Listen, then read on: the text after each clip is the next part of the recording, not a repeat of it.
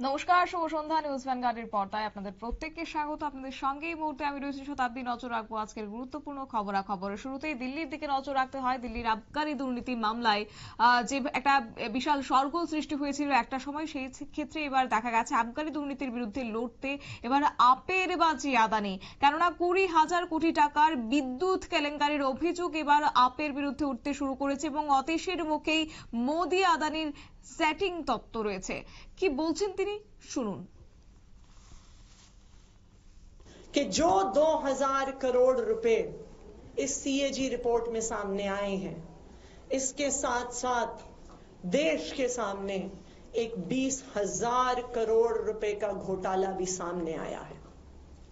पूरे देश ने देखा कि किस तरह से जब प्रधानमंत्री नरेंद्र मोदी जी अमेरिका गए तो उनको अडानी के भ्रष्टाचार के ऊपर सवाल पूछे गए।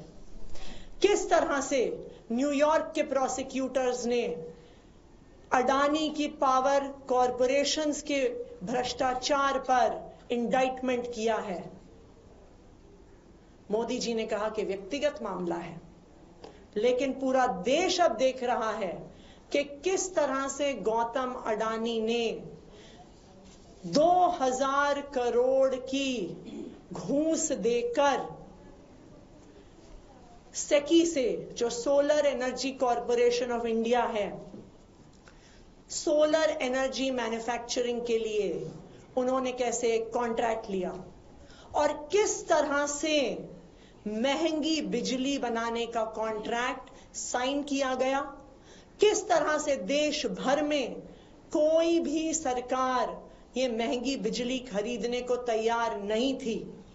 किस तरह से ओडिशा, जम्मू कश्मीर, तमिलनाडु, छत्तीसगढ़, आंध्र प्रदेश की सरकारों को, तो आज आम आदमी पार्टी देश के सामने दो मांग रख रही है।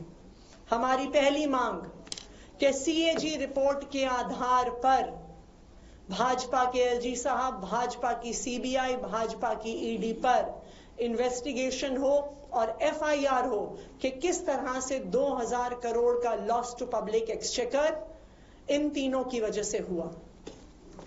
आम आदमी पार्टी की दूसरी डिमांड कि अडानी के बिजली घोटाले पर, अडानी के 20,000 करोड़ के बिजली घोटाले पर अडानी जी और उनके दोस्त मोदी जी की जांच की जाए कि देश की 5 सरकारों के माध्यम से इस देश के 20,000 करोड़ का लॉस टू पब्लिक एक्सचेकर हुआ, 20,000 करोड़ का घोटाला हुआ।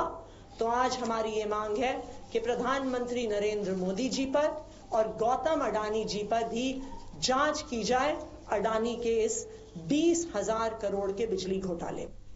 আপনারা শুনলেন দিল্লির প্রাক্তন মুখ্যমন্ত্রী অতীশী বার্লিনার বক্তব্য এবং আজকে তিনি বিস্ফোরক তথ্য তুলে ধরলেন। একই সঙ্গে 20,000 কোটি টাকার বিদ্যুতের যে কেলেঙ্কারি, সেই কথা বা সেই অভিযোগটা আজকে আপ তুললেন। দিল্লির আবগারি দুর্নীতিতে একদিকে বিরাট দুর্নীতির অভিযোগে ইতিমধ্যে জেলে বন্দী রয়েছেন অরবিন্দ কেজরিওয়াল থেকে শুরু করে মনীষ সিসোদিয়ার মতো যারা আপের শীর্ষ নেতৃত্বরা রয়েছেন, তারা প্রত্যেকে, যদিও এই মুহূর্তে কার্যত তারা জামিনে মুক্ত রয়েছেন, কিন্তু তারপরেও আজকে যে তথ্য সামনে এসেছে এতে করে কিন্তু বিস্ফোরক অভিযোগে আজকে তিনি তুলে ধরলেন দিল্লির প্রাক্তন মুখ্যমন্ত্রী অতীশী বার্লিনা। এবং সেই সঙ্গে এও জানা গেছে যে এরই মাঝে এই যে ক্যাগের রিপোর্ট প্রকাশ করা হয়েছে তাতে করে দেখা গেছে যে বিরাট ক্ষতি। তবে যাবো বিস্তারিত, আমাদের সঙ্গে রয়েছে কার্যত, দুঃখিত, আমরা যোগাযোগ করার চেষ্টা করব আমাদের সিনিয়র এক্সিকিউটিভ এডিটরের সঙ্গে এবং সেই সঙ্গে কথা বলার চেষ্টা করব। রয়েছে বিপিন সরকার, আমাদের সিনিয়র এক্সিকিউটিভ এডিটর। বিপিন, কি বলবে আজকের এই দুর্নীতির, আবগারি দুর্নীতির বিরুদ্ধে লড়তে ইতিমধ্যে আপের বাজি হয়ে উঠেছে আদানি, কি বলবে? দেখো, প্রথম কথা যেটা বলতে হয় সেটা হচ্ছে একটা চুরি ঢাকতে আর একটা চুরিকে কেউ সামনে আনতে পারে না। অন্তত যার বিরুদ্ধে অভিযোগ বা যাদের বিরুদ্ধে অভিযোগ তাদের এটা বলার কোনো জায়গা নেই। এটা এথিক্যালি তারা পারেন না। এটা কখনো হয় যে আমি বা অন্য কেউ চুরি করেছে বলে আমি বিপিন সরকার আমিও চুরি করব, এই অধিকার কারোর জন্মায়? যে অমুক চুরি করেছে সেই কারণে আরেকজন কেন চুরি করবে না? প্রথম কথা তো এটা। দ্বিতীয় কথা, অতসী নিজের সাংবাদিক বৈঠকে স্বীকার করে নিচ্ছে যে ক্যাগ যে রিপোর্ট দিয়েছে 2002 কোটি টাকার, সেটা হয়েছে। তাহলে সম্প্রতি যে দিল্লির বিধানসভা নির্বাচন হয়ে গেল, তার আগে কেন আম আদমি পার্টি পরিচালিত সরকার এই ক্যাগ রিপোর্ট আনলো না? কেন সেটাকে ঢেকে দেওয়ার চেষ্টা করা হয়েছিল? কেন আজকে তাকে সাংবাদিক বৈঠক করে বলতে হচ্ছে যে ক্যাগ যে রিপোর্ট, এই 2002 কোটি টাকার যে রিপোর্ট দিয়েছে, যেখানে দেখানো হয়েছে যে এই আবগারি নীতির ফলে 2002 কোটি টাকার রাজস্ব ক্ষতি হয়েছে দিল্লি সরকারের, এই রিপোর্টটা তো আজকে 25শে ফেব্রুয়ারি তৈরি হয়নি, বা 24শে ফেব্রুয়ারি 2025 সালে তৈরি হয়নি। এই রিপোর্টটা তো তৈরি হয়েছে দিল্লি বিধানসভা নির্বাচনের আগে। তাহলে কেন দিল্লি সরকারের, তৎকালীন দিল্লি সরকারের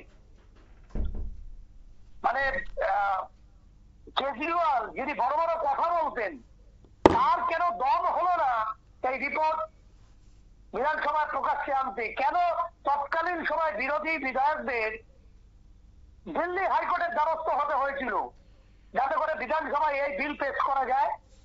তার উত্তর আছে এই দিল্লির প্রাক্তন ওই সিভিক মুখ্যমন্ত্রী। আমরা দেখেছি আমাদের ত্রিপুরার পার্শ্ববর্তী রাজ্য পশ্চিমবাংলায় সিভিক পুলিশ আছে, দিল্লিতে আমরা দেখেছি সিভিক মুখ্যমন্ত্রী।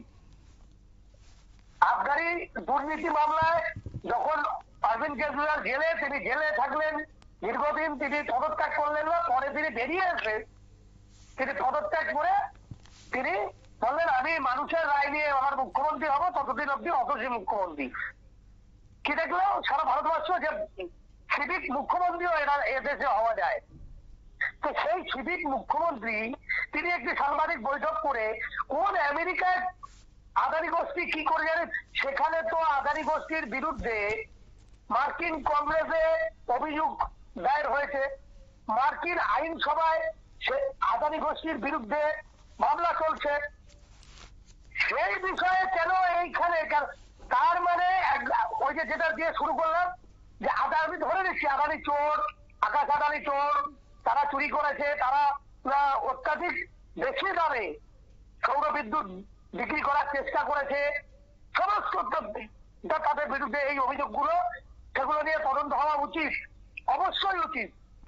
100% একমত ভ্যানগার্ড, নিউজ ভ্যানগার্ড 100% একমত এই বিষয়ে যে কোনো দুর্নীতির বিরুদ্ধে তদন্ত হওয়া উচিত।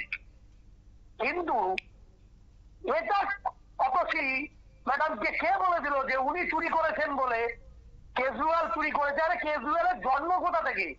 আন্না হাজারে যখন কংগ্রেসের, কেন্দ্রীয় কংগ্রেস সরকারের দুর্নীতির বিরুদ্ধে যন্তর মন্ত্রে দিনের পর দিন অনশন করছিলেন, সেই অনশন মঞ্চে মনীষ সিসোদিয়া, এই অরবিন্দ কেজরিওয়ালের জন্ম। দুর্নীতির বিরুদ্ধে কথা বলে আজকে সেই অরবিন্দ কেজরিওয়ালকে, যিনি দুর্নীতির বিরুদ্ধে বড় বড় কথা বলতেন, আন্না হাজারের পাশে দাঁড়িয়ে সেই অরবিন্দ কেজরিওয়ালকে জেল খাটতে হয়েছে, সেই মনীষ সিসোদিয়াকে জেল খাটতে হয়েছে।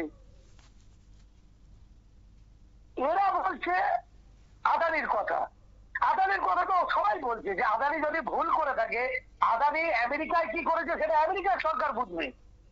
এই দেশে যদি কোনো দুর্নীতি করে থাকে, কোনো টেন্ডার পাওয়ার জন্য কোনো রাজ্যে, এখানে তো উনি ঝাড়খণ্ড, বিহার, তারপরে কাশ্মীরের কথা উল্লেখ করেছেন, এই সমস্ত রাজ্যে যদি সৌর বিদ্যুৎ বিক্রি করার জন্য অবৈধভাবে টেন্ডার পাওয়ার চেষ্টা করে থাকে আদানি গ্রুপ, তাহলে তাদের বিরুদ্ধে মামলা হোক, তাহলে তাদের বিরুদ্ধে তদন্ত হোক। দেশে সুপ্রিম কোর্ট বলে একটি বিচার ব্যবস্থা আছে, সেখানে আগামীকাল আমরা এই প্রেস কনফারেন্স থেকে এটাই অন্তত বোঝা উচিত সাধারণ মানুষের, বা বিশ্বাস রাখা উচিত যে আগামীকাল যখন বেলা 10টায় কোর্ট খুলবে, সুপ্রিম কোর্ট খুলবে, তখন অরবিন্দ কেজরিওয়াল এবং অতসী ম্যাডাম সুপ্রিম কোর্টের দ্বারস্থ হবেন, আদানি গ্রুপের বিরুদ্ধে তারা মামলা করবেন। আমরা দেখতে চাই যে আম আদমি পার্টির এই শীর্ষ নেতৃত্ব বা আম আদমি পার্টি আগামীকাল সুপ্রিম কোর্ট খোলার সাথে সাথে আদানি গোষ্ঠীর বিরুদ্ধে সুপ্রিম কোর্টে মামলা করেন কিনা। যদি না করে তাহলে বুঝতে দিতে হবে, ওই যে সকালবেলা বলেছিলাম যাতে ক্যাগ রিপোর্ট সামনে না আসে, সেই জন্য দিল্লি বিধানসভার ভেতরে বিপ্লবী ভগৎ সিং এবং বাবা সাহেব ভীমরাও আম্বেদকরকে নিয়ে নোংরা রাজনীতি করেছিল যাতে করে ক্যাগ রিপোর্টকে আটকানো যায়, কিন্তু সেটা হয়নি। ক্যাগ রিপোর্ট পেশ হয়েছে, সেটা সামনে এসেছে এবং আগামী দিনে এই 2002 কোটি টাকার এই যে বিপুল অঙ্কের কেজরিওয়ালের বড় বড় কথা দুর্নীতির বিরুদ্ধে, তার এই দুর্নীতি পর্দাফাশ হয়ে যাবে আগামী দিনে। সেইটাকে ঢাকতে আরো একটা চুরিকে সামনে খাড়া করে নোংরা রাজনীতি করার চেষ্টা করলো দিল্লির প্রাক্তন civic chief minister Atasi Sharma. একেবারেই ধন্যবাদ বিথিন। আমাদের সঙ্গে ছিল সিনিয়র এক্সিকিউটিভ এডিটর বিথিন সরকার, বিস্তারিত বিষয় তুলে ধরেছে। অবশ্যই আজকে প্রাক্তন মুখ্যমন্ত্রী অতসী মার্লেনার এই বক্তব্যের জেরে কিন্তু গোটা রাজনৈতিক মহলে চর্চা শুরু হয়ে গেছে। তারই মধ্যে যে আদানের ইস্যু তিনি টানলেন, এতে করে এতদিন ধরে তিনি কেন সেই বিষয়টা তুলে ধরেননি, এতদিন ধরে কেন চুপ ছিলেন, যখন অরবিন্দ কেজরিওয়াল জেলে ছিলেন এবং আপের শীর্ষ নেতৃত্বরা জেলে ছিলেন তখন কেন তিনি বিস্ফোরক বয়ান তুলে ধরলেন না, আজকে কেন 20,000 কোটি টাকার সেই বিদ্যুৎ কেলেঙ্কারির একটা অভিযোগ আজকে তুললেন, সেই বিষয় নিয়ে কিন্তু একাধিক প্রশ্ন উঠতে শুরু করেছে। তবে দেখা যাক আজকে, তবে অতসীর মুখে কিন্তু মোদি আদানির যে সেটিং সেটা কিন্তু আরো একবার স্পষ্ট হয়েছে। নিয়ে নিচ্ছে ছোট্ট একটি বিজ্ঞাপন বিরতির সঙ্গে থাকুন।